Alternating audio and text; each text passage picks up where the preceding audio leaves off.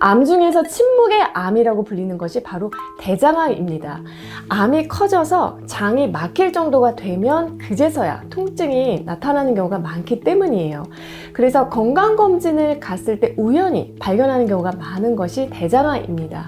자, 그럼에도 대장이 만들어내는 대변이나 배변 습관 등에서 오늘 제가 말씀드리는 이러한 변화가 갑자기 나타난다면 대장암이 보내는 내 몸 신호의 가능성이 많기 때문에 방치하지 마시고 꼭 정확한 진단 받아보셨으면 하고요.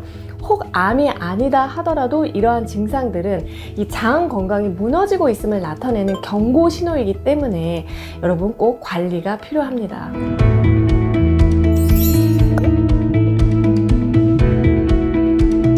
안녕하세요. 정세현 한의사 라이프 레시피 정나래입니다. 시청자 여러분들은 요즘에 어떤 대변을 보고 계신가요? 대장이 건강하면은 이 갈색에서 황금빛이 도는 대변이 바나나 모양으로 나오면서 남아있는 변이 없이 아주 시원하게 배출이 되고요. 그렇기 때문에 어때요? 화장실을 잘 다녀오면은 아주 기분 좋은 이 공복감이 들기도 합니다. 그런데 대장에 뭔가 문제가 있으면 이 대변의 모양이나 냄새, 색깔의 변화가 생기거나 대변의 굵기가 손가락처럼 가늘어지거나 변을 다 보고 난 후에도 뭔가 다 본 것 같지 않은 묵직한 잔변감이 남아있는 경우도 있습니다. 여러분, 대장이요, 뱃속에서 어떻게 자리 잡고 있는지 알고 계신가요?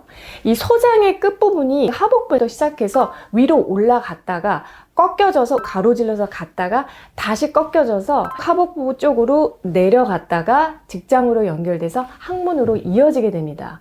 그러니까 굉장히 긴 길인데요. 그렇기 때문에 대장암은 다른 암과는 달리 암이 어디에 자리 잡았느냐에 따라서 그 증상이 조금씩 달라지고요. 그렇기 때문에 좀 경우의 수가 많을 수 있어요.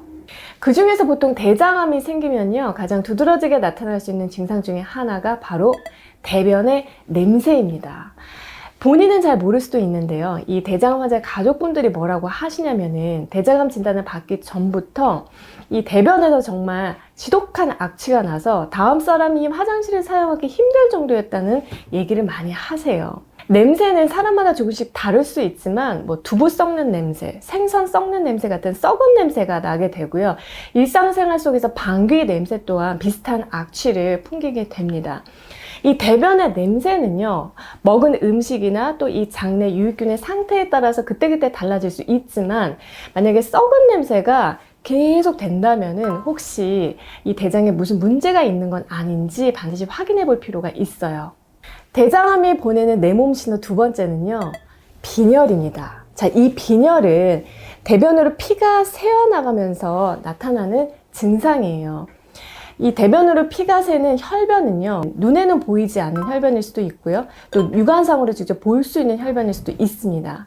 만약에 눈으로 볼 수 있는 혈변이라면은 항문에서 가까운 쪽, 그러니까 직장이나 하행결장에 암이 있는 경우에 선홍색이나 붉은색을 띠는 혈변이 나타날 수가 있고요. 이에 비해서 항문에서 멀리 있는 상행결장에 암이 있는 경우에는 장 안에 혈액이 머무르는 시간이 길어지면서 색깔 또한 검게 변하기 때문에 흑색을 띠는 혈변, 즉 흑변을 볼 수가 있어요.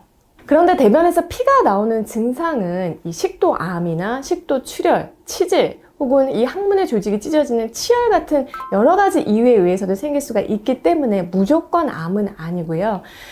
검사를 통해서 정확한 감별이 필요합니다. 대장암이 보내는 내 몸 신호 세 번째는요, 변실금입니다. 변실금은 요실금처럼 나의 의지와는 관계없이 대변이 새어 나오는 증상인데요. 일상생활 중에서 팬티에 변이 자꾸 묻을 수 있어요. 물론 노화로 인한 관략근의 약화로도 변실금 증상이 생길 수 있는데 대장암은 보통 굉장히 심한 잔변감도 같이 나타나는 경우가 많습니다.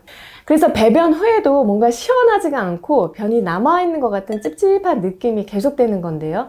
이 변실금과 잔변감 증상은요, 이 항문 쪽에서 가까운 직장이나 S결장에 암이 생겼을 때 잘 나타나는 증상입니다. 항문에서 가장 가까운 부위, 그러니까 이제 바로 위쪽에 암이 자라나다 보니까 당연히 묵직한 느낌이 심하게 있으면서 미처 배출되지 못한 변이 조금씩 밀려 나올 수 있는 거죠. 대장암이 보내는 내 몸 신호 네 번째는요, 갑자기 생기는 설사나 변비입니다. 이 대장 기능이 떨어지면서 수분 흡수를 잘 못하다 보니까 설사가 계속되거나 반대로 이유 없는 변비가 지속되기도 하는데요. 변비는 좌측결장에 암이 있을 때 잘 생기는 증상이에요. 좌측결장은요, 이 우측결장보다 이 직경이 가느기 때문에 암이 조금만 자라나도 변이 내려가는 길이 좁아지면서 변비가 되거나 변이 가늘어지게 됩니다.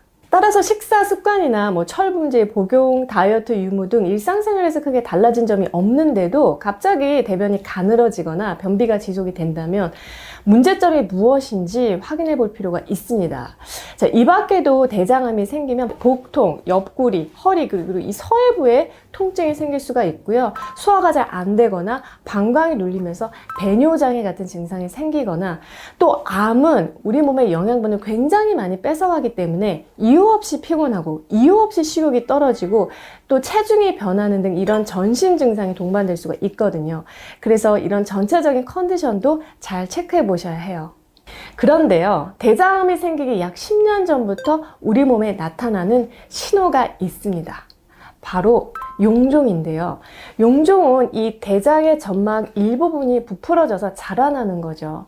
그런데 모든 용종이 다 암이 되는 것은 아니고, 그 중에서 선종은 약 10에서 한 15년에 걸쳐서 암으로 진행됩니다. 용종이 몇십 개씩 발견되는 분들도 있는데요. 용종의 개수가 많다면 더 주의가 필요하겠죠. 이 용종이나 선종은 재발하기 때문에 제거하는 시술을 했다고 끝나는 것이 아니라 용종이 잘 생기지 않도록 장내 환경을 만들어주는 것이 중요합니다.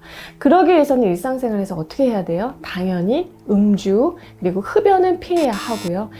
두 번째는 지난번 영상에서 알려드린 것 같은 섬유질 섭취가 굉장히 중요하고요. 그리고 더불어서 칼슘 섭취 중요하고요.